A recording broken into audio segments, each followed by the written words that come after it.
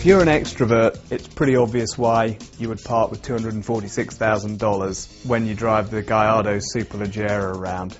People gawp and gape, pull out their cell phones for impromptu photo sessions. Unfortunately, law enforcement also pays extra special attention, so the idea that you could do 200 mile an hour in this car is completely goofy. Superleggera in Italian means super light, which is a bit of a misnomer because the supercar weighs 3,500 pounds. It's actually lighter than the standard Gallardo to the tune of 126 pounds. The car also has another 11 horsepower, so as you can imagine it's a bit quicker off the line than the standard Gallardo. The Gallardo Superleggera looks terrific, particularly in bright Midas yellow. It might be 4 years old, but the reaction of the people who we went past tended to indicate that they'd never seen one before, which actually might of course be the case in both rural and cosmopolitan Michigan. Round here, this is something from outer space. The V10 engine sounds pretty darn good in standard tune, but in Superleggera mode it's absolutely amazing. It's one of those cars where you wind the windows down, head for the nearest tunnel and give it plenty in the low gears just to hear the exhaust note reverb back.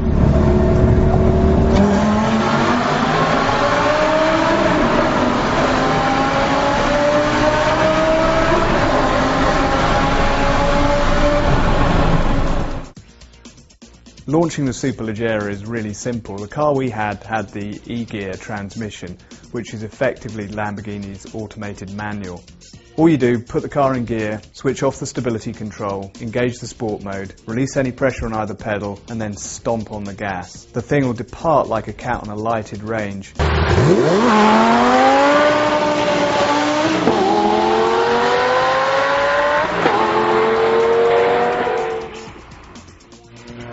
On the track, the Superleggera is pretty good. Obviously it's an all-wheel drive car, and that means that it doesn't slide massively. You're not going to get huge tail-out slides in this car. But there's enough torque diverted to the rear end that you can actually drive the car on the throttle and adjust the line pretty minutely. It's pretty fast. We were doing comparable lap times to a Z06 at Gingerman, which is our circuit of choice.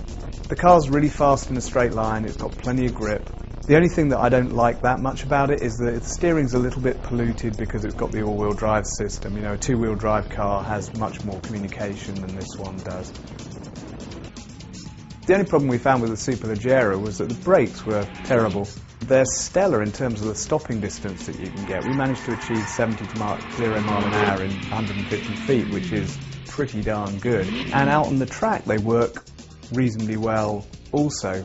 But if you're driving it on the road, you tend to kangaroo to a halt everywhere because the brake pedal has zero feel, and we just can't recall anything with brakes this sensitive.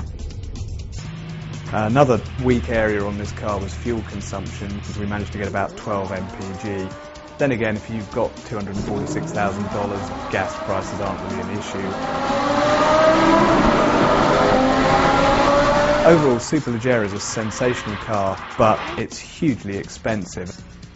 The only saving grace is that in many ways it's a better car than a Murcielago LP640. It's quick in a straight line, it's a lot less of a handful on the track, and it's a good $100,000 less than the Murcielago. I'm not sure Lamborghini would like us to tell people to go and trade in their Murcielagos for Gallardos, but it does make the case that Gallardo looks like quite a good bargain for Lambo fanciers.